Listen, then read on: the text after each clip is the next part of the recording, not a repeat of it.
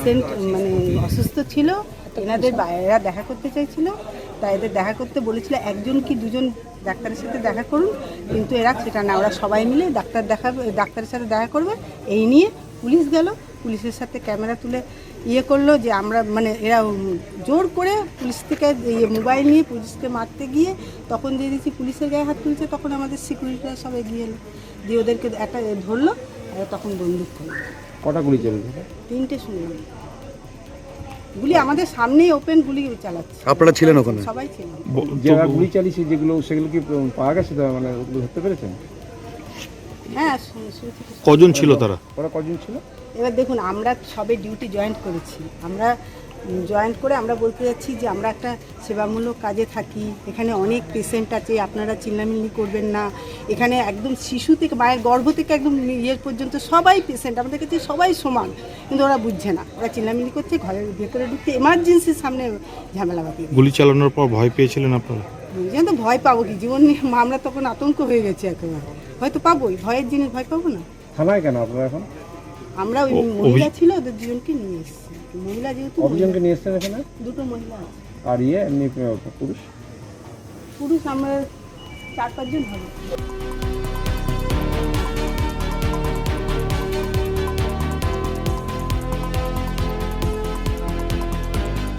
বাসুদেব পাল বলে একজন ব্যক্তি, বয়স 53 বছর, যার কোকোভেন অঙ্গদপুরে বাড়ি।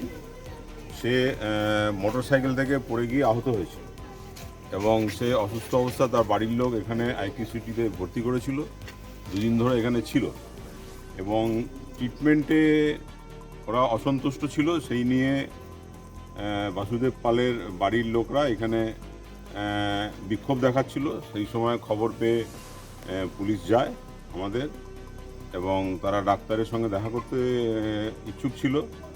পুলিশের তরফ থেকে বলাও হয় যে ডাক্তারবাবু দেখা করতে চাইছেন, 2-3 জনকে নিয়ে আসতে, কিন্তু ওনাদের দাবি ছিল যে আমরা যতজন আছি সবাই আমরা দেখা করব।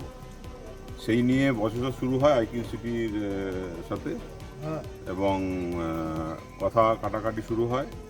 পুলিশ তাদেরকে শান্ত করার চেষ্টা করে, কিন্তু আহত ব্যক্তির একজন আত্মীয়, তিনি তার সম্ভবত সেটা ফায়ার আর্মস মানে সার্ভিস রিভলভার হতে পারে, সেটা এখনও ভেরিফাই হয়নি। লাইসেন্স আছে কিনা সেটা ভেরিফাই হয়নি, সেটা উনি বলছেন এটা লাইসেন্স আর্মস। তো সহসা উনি গুলি চালায়, কিন্তু লাকিলি কারুর গায়ে লাগেনি, ওটা কেউ ইনজিউর্ড হয়নি। ওটা আমরা 2 রাউন্ড এখন অবধি খুঁজে পেয়েছি, ওর এমটি কার্টিজ।